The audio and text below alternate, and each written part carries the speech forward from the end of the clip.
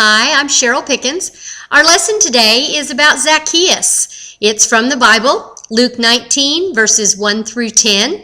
You may have heard the song, Zacchaeus was a wee little man, and a wee little man was he. Well, we're going to go in and do a little research and find out where that song came from. If you followed the ministry of Jesus, you know that most of the time he handled things differently than those around him expected him to. He didn't do things the easy way. He certainly didn't do things the popular way. He did things his way. Consider the lepers. That story is very important in that it tells how Jesus handled society's outcasts. The lepers were exiled to the edge of the city. They were to live alone. They were not to have any communication with other folks because of their disease.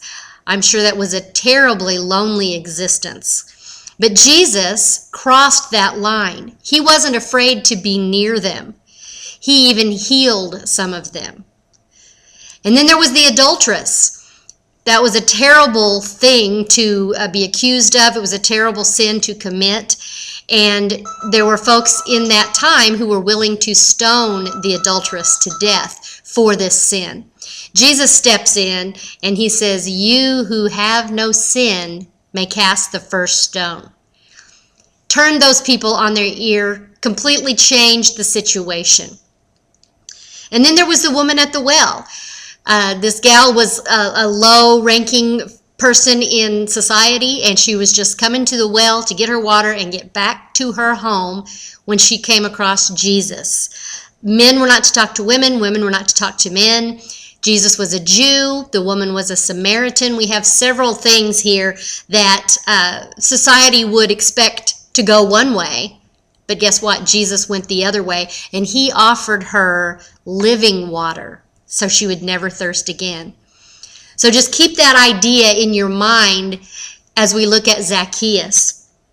He was considered a traitor among his people.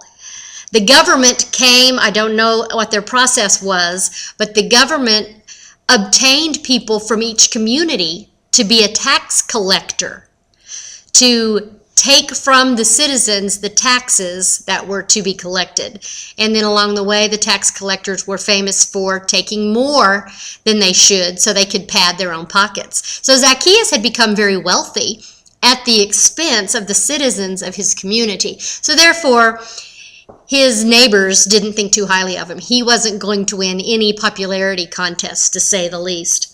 Now, Jesus doesn't condemn those that society condemns.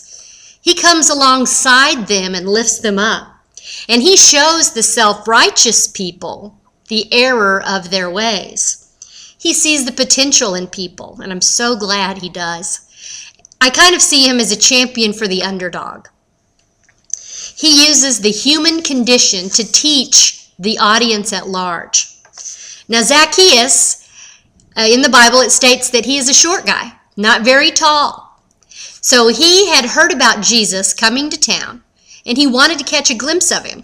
I don't know why. I don't know what his motivation was, but he somehow, some way, he had to see Jesus. So he thought, obviously, he figured this out, and he was going to go ahead of Jesus and the crowd that came along with Jesus, and he was going to climb this sycamore tree. So you can imagine that scenario. Jesus and his entourage, his disciples, his followers, and then all of the people of the community that had been attracted by Jesus coming to town. Well, here's Zacchaeus, little short guy. He's going to peel off and go, I don't know, half a mile maybe down the road, climb this big sycamore tree. So get the visual. Big tree, little guy. He wants to get a look at Jesus, the man who calls himself the Son of God.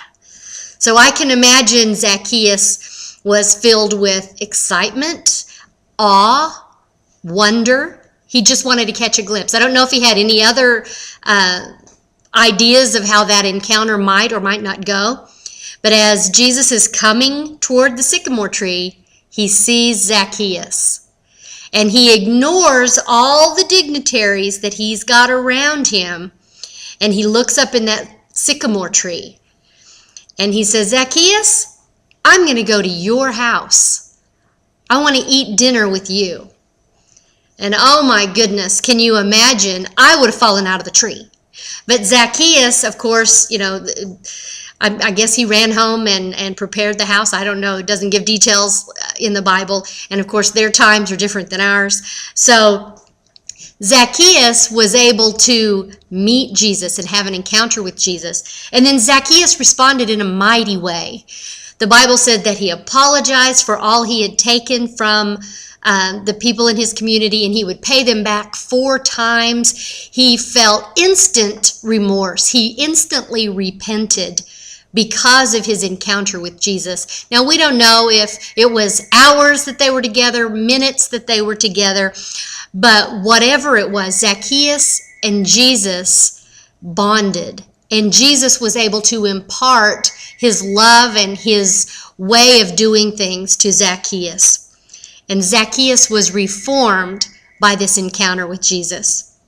So which are you? Are you the outcast who can't seem to catch a break? Do you feel like people disregard you?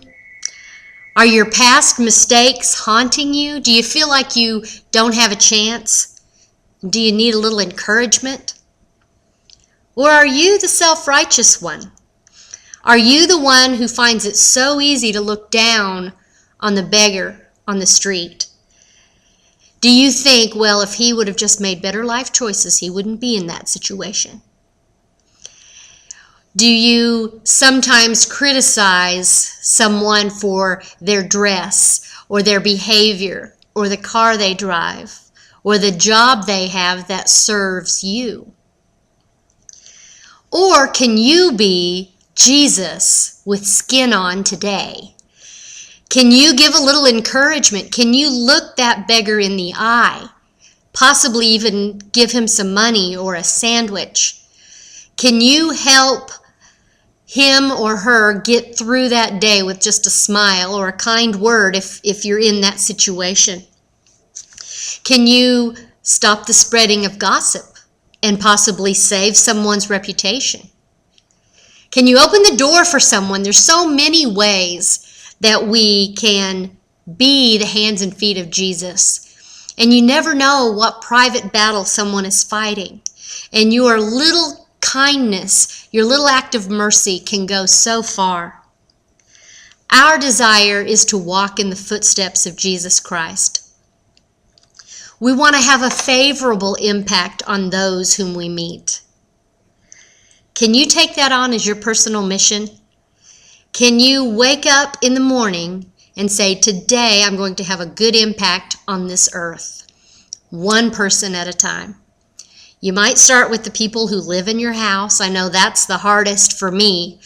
I sometimes take them for granted, and I'm not as nice to them as I should be. That's where I need to start and prepare them for when they go to school and to work, that they can be a bright spot to someone else. Then when you get to work, think about those people who bring all of their life burdens to the office or wherever it is you work or volunteer. Wherever you find yourself surrounded by other people, just know that they bring all of their troubles with them. And if just for a moment, if you can help lift that burden, smile, ask them a personal question, show some interest in them. And you never know, someone might be climbing a sycamore tree just to get a glimpse of you. You may be the only Jesus those folks see. So I challenge you, reach out, be a kind person, be a Jesus with skin on today. Will you commit to offer a hand of compassion? I hope so. Thank you.